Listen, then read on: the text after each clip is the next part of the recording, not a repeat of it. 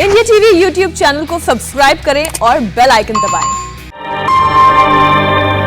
यादों में कल्याण, लेकिन कल्याण सिंह का करिश्मा कैसा था? इस वक्त हमारे साथ मुख्तार अब्बास नकवी साहब जुड़ चुके हैं। नकवी जी, आप खुद मंत्री पद की जिम्मेदारियों को बहुत अच्छे से समझते हैं। जितना हम कल्याण जी के बारे में जानने की कोशिश कर रहे हैं, इतना जरूर कह सकती हूँ कि सियासत में धूप छांव देखने वाले कल्याण सिंह को बीजेपी बिल्कुल नहीं भूली। तभी तो हम देख रहे हैं कि प्रधानमंत्री से लेकर सीएम तक और बीजेपी अध्यक्ष से लेकर आम कार्यकर्ता तक कल्याण सिंह जी के आखिरी इच्छा को पूरा कर रहे हैं। देखिए, कल्याण सिंह जी की पहचान कभी भी कास्ट और कम्युनिटी के लीडर के रूप में कभी नहीं रही, बल्कि वो कमज़ोर तबकों के, पिछड़े तबकों के, किसानों के सरोकार के लिए उनका पूरा जीवन समर्पित रहा। और हमेशा वो कहते थे, गांव गरीब, किसान, झुग्गी झोपड़ी का इंसान, महिला और नौजवान, और उसके केंद्र बिंदु रख करके उन्होंने अपने जीवन में हमेशा काम किया। पार्टी के अलग अलग जिम्मेदारियों के तौर से अगर आप देखें, पदाधिकारी के तौर से देखें, हर मोड़ पर उनका जो पूरे के पूरा फोकस पॉइंट रहता था वो गांव, गरीब, किसान, कमज़ोर तबका, पिछड़े और नौजवान थे। और मुझे अच्छी तरह याद है कि मैं युवा मोर्चे का राष्ट्रीय उपाध्यक्ष था, और 91 की बात है जब कल्याण सिंह जी उत्तर प्रदेश में भारतीय जनता पार्टी के प्रेसिडेंट थे। उन्होंने मुझे कहा कि आपको चुनाव लड़ना चाहिए। मैं 30 और 31 साल की उस वक्त था। तो उस वक्त जो है वो जब मुझे लगा, मैंने कहा कि अभी मैंने तो कहीं कोई कॉन्स्टिट्यूंसी तय नहीं की, उनका कॉन्स्टिट्यूंसी मैं आपको बताता हूँ और आप चुनाव की तैयारी कीजिए। और एक मऊ कॉन्स्टिट्यूंसी है जिसको कि लेके मुझे भी जानकारी नहीं थी। फिर मैं दूसरे मऊ पहुंच गया, फिर बाद में नॉमिनेशन करने वहां पहुंचा। जब उन्होंने फ़ोन किया, आप कब कहाँ पहुंचे हैं, तो मैंने कहा कि मैं तो मऊ आया हूं। तो मऊ एक बांदा में हुआ करता था और दूसरा मऊ जो है आजमगढ़ में होता था। तो बहरहाल मैं पहुंचने के बाद नॉमिनेशन किया, और जिस मजबूत नेतृत्व के साथ पूरी पार्टी लगी हुई थी और कल्याण सिंह जी के कंधों पर एक बहुत बड़ी जिम्मेदारी थी। उस समय भारतीय जनता पार्टी के पास लगभग 57 सीटें थीं, और उस चुनाव में 1991 के चुनाव में भारतीय जनता पार्टी 221 सीटें जीत करके और सरकार बनाई उसने।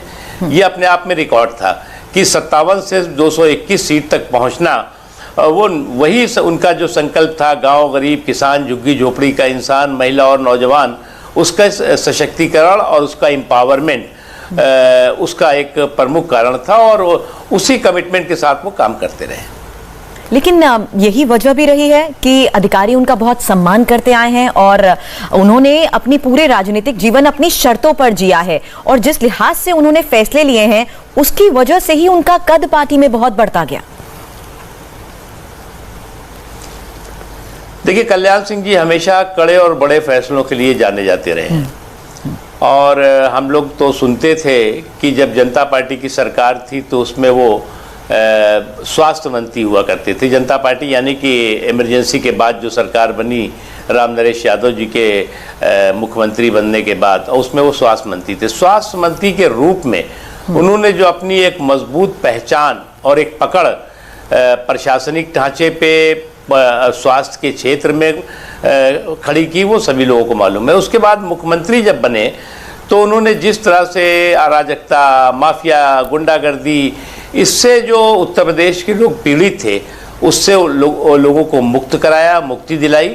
और साथ ही साथ जो है वो जो उनका एक प्रतिबद्धता थी, कमिटमेंट था कि उत्तर प्रदेश के हर व्यक्ति की आंखों में खुशी, जिंदगी में खुशहाली आनी चाहिए, उसके लिए उन्होंने मजबूती से काम किया। हालांकि उनके राजनीतिक जीवन के बारे में हम जितना पढ़ रहे हैं मुख्तार साहब, इतना समझ आ रहा है ना कभी भ्रष्टाचार, ना कभी भाई भतीजावाद, ऐसे कोई आरोप उनके ऊपर कभी नहीं लगे हैं। और दूसरी सबसे बड़ी बात है कि अपने ही काल में उन्होंने कुछ ऐसे निर्णायक सख्ती से फैसले लिए जो अब इतिहास के पन्नों में दर्ज हो चुके हैं। बिल्कुल। देखिए, एक चीज बहुत इंपॉर्टेंट है, अगर आप अभी आज के युग में देखिए, मोदी जी जो फैसले कड़े से बड़े लेते हैं, उनके पास कोई बैगेज नहीं है, किसी तरह का कोई बोझ नहीं है, किसी तरह का कोई जो है वो कमिटमेंट नहीं है कि साहब हमें ये कमिटमेंट है, इसको बचाना है, इसको जो है बढ़ाना है, कुछ नहीं। और उसी शक्ति के साथ, उसी मजबूत इच्छा शक्ति के साथ मैंने जो महसूस किया, कल्याण सिंह जी ने भी काम किया। और कल्याण सिंह जी निश्चित तौर से, मैंने एक बात जो शुरू में कही कि कभी भी वो कास्ट और कम्युनिटी, मैं भी नहीं जानता था कि उनकी क्या कास्ट है जी, वो तो बाद में प्रचार हुआ कि वो इस कम्युनिटी के हैं, इस कास्ट के हैं, लेकिन वो कास्ट कम्युनिटी से बहुत ऊपर वो कमजोर तबकों और किसानों के नेता के रूप में उनकी पहचान बनी और उनको जाना गया और उसके लिए उन्होंने काम किया। उनका बयान भी हमने सुना जब उन्होंने कहा था कि ना पिछड़ों का ना अगड़ों का, मैं सबका नेता हूं। और जहां तक हम उनके फैसलों की एक बार फिर से मैं बात कर रही हूं, तो उसमें नकलबंदी एक ऐसा फैसला था जिसमें कभी कोई सोच भी नहीं सकता था कि नकल करने की वजह से जेल तक जाना पड़ सकता है, इतनी सख्ती। हाँ, राजनाथ सिंह जी उस समय शिक्षा मंत्री थे, कल्याण सिंह जी मुख्यमंत्री थे, और दोनों लोगों ने जो एक बहुत बड़ा फैसला किया था नकलबंदी का, वो उस वक्त तो जो है वो नकल कराने के जो है वो ठेके हुआ करते थे। एक पूरा के पूरा एक साम्राज्य था, एक माफिया गुट था जो कि तय करता था कि तुम इस स्कूल का हमारा ठेका है, इस स्कूल का हमारा ठेका है। ये बहुत एक आम सी उत्तर प्रदेश में और आसपास के प्रदेशों में भी ये थी। लेकिन जो उत्तर प्रदेश में राजनाथ सिंह जी और कल्याण सिंह जी की जोड़ी ने मिल करके नकलबंदी का जो अभियान शुरू किया और कानून बनाया और जो नकल माफिया थे उनको जेलों के सीखचों में डाला, उसका असर न केवल उत्तर प्रदेश में उत्तर प्रदेश के छात्रों के भविष्य पर पड़ा, बल्कि जो है वो आसपास के प्रदेशों ने भी उससे सबक लिया और उस सबक और संदेश को स्वीकार करते हुए अपने राज्यों में भी वो व्यवस्था लागू की।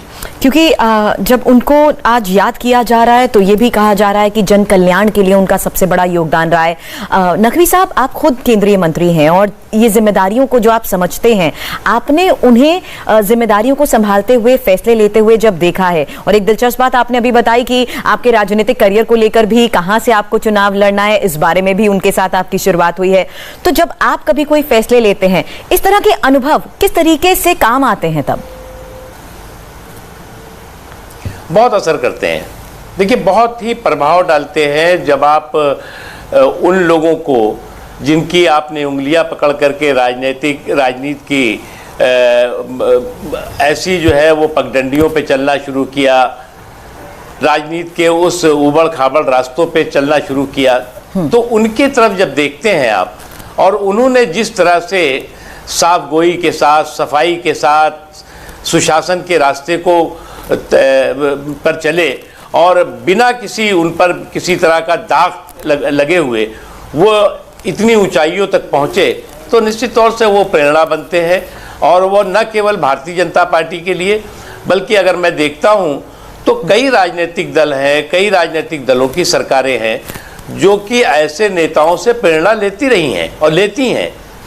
बिल्कुल, और यही वजह है कि आज हम उनकी अहमियत को समझ पाते हैं जब आपके इस अनुभव के बारे में हम सुनते हैं। लेकिन जहां तक हम बाबरी मस्जिद विध्वंस को लेकर कहें, जो फैसले थे, कड़े निर्णय थे, उस वक्त के लिहाज से लिए गए फैसले, उन्होंने भी उनको कई बार सवालों के घेरे में खड़ा जरूर किया।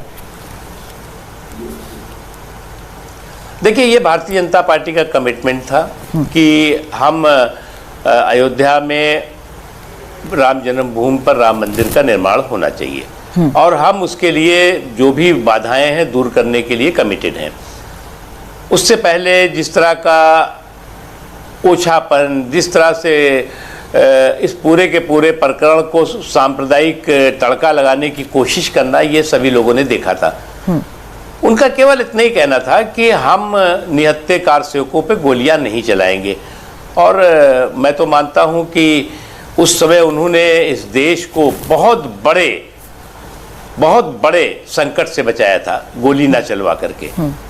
अन्यथा देश में क्या स्थिति होती, इसका अंदाजा सभी लोगों को है। और जहां तक हम कल्याण जी का ये जिक्र कर रहे हैं, नकवी साहब, मैं ये इसलिए बीच में आपको बोल रही हूँ, सर्वसम्मति से फैसला किया। जी, ये मैं बीच में इसलिए बोल रही हूँ क्योंकि हमने इतना जाना कि उन्होंने अपने पॉलिटिकल करियर को डेंट लगा दिया। सुप्रीम कोर्ट का सर्वसम्मति फैसला आया जी, और राम मंदिर का निर्माण चल रहा है।